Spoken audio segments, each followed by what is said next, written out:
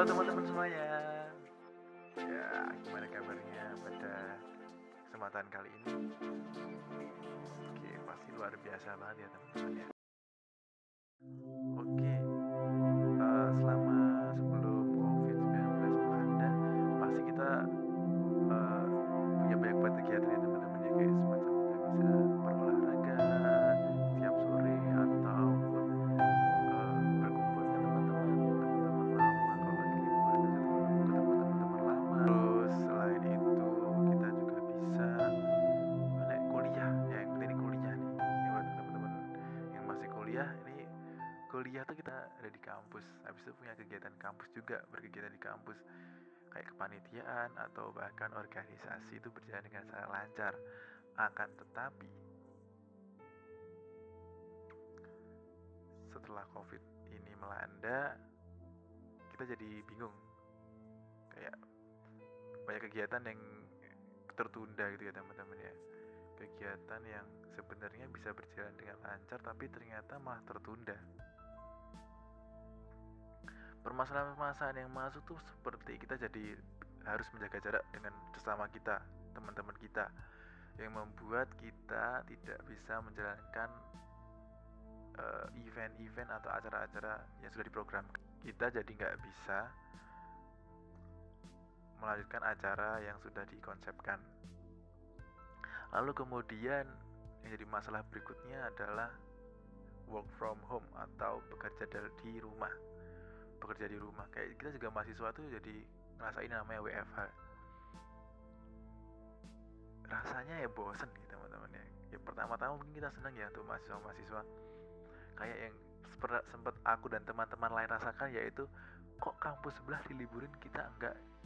Ya kayak gitu, kayak kita mulai membanding-bandingkan dengan kampus-kampus lain yang sudah mulai menguliahkan di rumah gitu. Mahasiswanya gitu teman-teman. Terus kita jadi di rumah, belajar di rumah. Pertamanya sih seneng ya sebenarnya, menyenangkan. Tapi mulai berasa sekitar 1 bulan 2 bulan itu udah mulai agak aneh, karena materi-materi yang diberikan oleh dosen-dosen itu jadi ketika kita mau tanya jadi susah gitu loh, karena nggak ngefeel gitu lah ya, ibaratnya kayak ngefeel gitu. Kayak kita mau bertanya ke dosen tapi ya sulit aja gitu, malah jadi kayak susah ngomongnya. Terus kemudian selain itu kita juga harus pakai masker. Sebenarnya ini hal yang biasa sih teman-teman, karena debu-debu jalanan gitu yang memungkinkan mereka yang memiliki kayak semacam penyakit pernafasan itu jadi terminimalisir gitu. Tapi sekarang kita nggak memandang itu teman-teman. Semua orang diwajibkan buat pakai masker. Ya pertamanya ya agak risih sih. Kita jadi pengen banget cepot masker. Tapi kita harus ingat sendiri, masker itu penting banget. Ya kemudian setelah itu kasus-kasus yang terjadi adalah masker-masker mulai langka. Masker-masker yang mulai langka itu menyebabkan kita jadi bingung ya.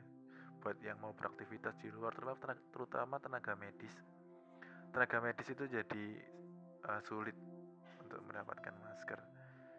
Dan sampai pada akhirnya banyak sekali orang-orang membuat masker dirinya sendiri. Saya membuat masker pribadi gitu, kayak dari kain dan lain sebagainya. Pokoknya banyaklah kegiatan yang mengharuskan kita untuk di rumah aja. Seperti slogan pemerintah, di rumah aja. Yang paling sedih adalah banyak banget orang yang mengalami PHK. Iya, dampak dari corona ini adalah PHK. PHK dan merumahkan sebagian besar masyarakat di dunia. Pasti kita juga yang mahasiswa yang dikuliahkan di rumah pun juga bosen ya teman-teman.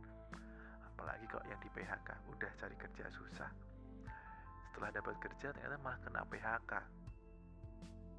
Tentu kita mengalami stres ya teman-teman ya, kayak mungkin bosen juga atau cemas gitu, cemas tentang bahaya COVID.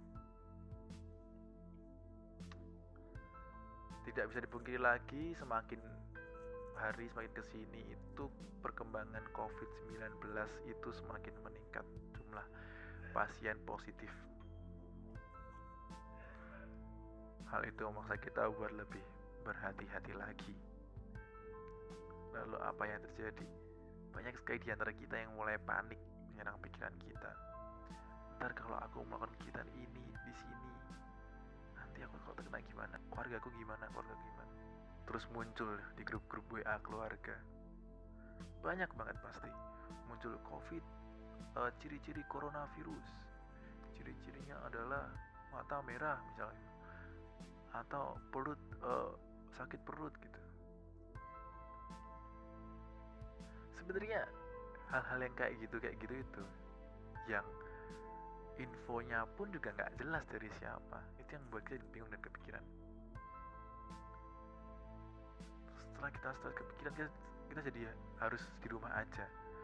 Terus kemudian belum nanti kalau ada tugas-tugas kuliah yang menumpuk dan kita tuh butuh refreshing juga gitu. Waktu kita mau keluar kita juga takut, akhirnya kita memutuskan untuk di rumah aja dan kita bingung. Sebagai orang muda, penting teman-teman buat kita menjaga mentalitas kita, menjaga kesehatan mental kita selama corona ini. Gimana sih caranya? Gampang banget sih teman-teman. Kalau kita sedang merasa cemas atau khawatir atau takut atau stres, kita bisa mengurangi menonton berita-berita atau membaca berita-berita yang berhubungan dengan coronavirus. Karena mungkin adalah salah satu hal pemicu kita stres, teman-teman.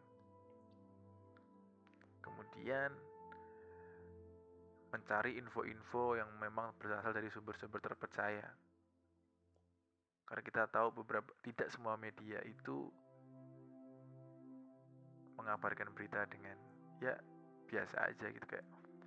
Karena kalau berita yang biasa aja itu kayak kurang menarik gitu. Pasti mereka akan membuat judul-judul dan mengheboh-hebohkan gitu, teman-teman.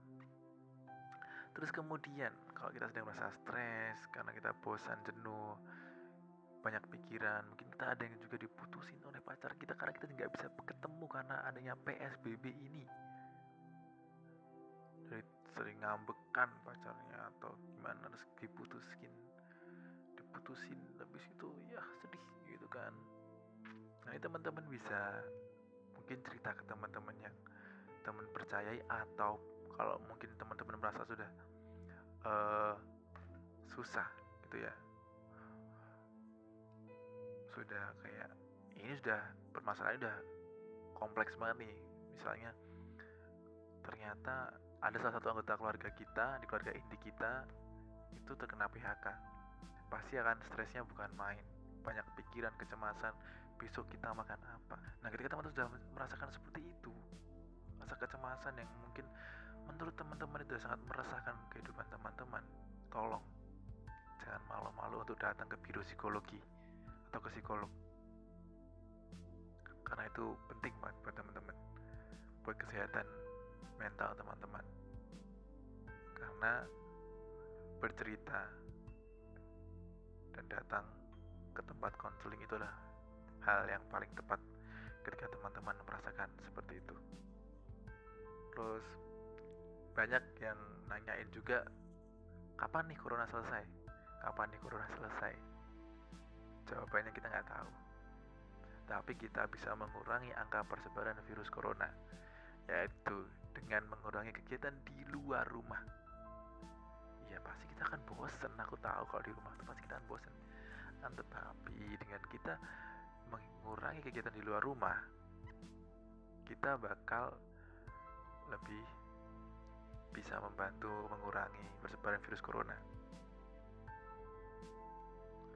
Terus kalau bosen ngapain sih enaknya? Bisa kita juga dengan membuat bisnis, kayak misalnya kita jualan masker kain. Lagi hits sekarang itu adalah gantungan masker itu ya, gantungan masker itu yang dari manik-manik. Itu udah kegiatan yang menurutku udah oke banget, dan itu tuh bisa nambahin uang saku buat kalian gitu loh. Jadinya sebenarnya banyak lagi kegiatan yang bisa kita lakukan selama corona ini, dan itu bermanfaat banget gitu. Nah maka dari itu teman-teman, ingatlah kesehatan mental itu hal yang sangat penting banget buat teman-teman semuanya. Terus intinya tetap semangat, jaga kesehatan, jangan lupa 3M, memakai masker, menjaga jarak, dan mencuci tangan. Itu dari aku. Dan sampai jumpa di lain kesempatan. Dah.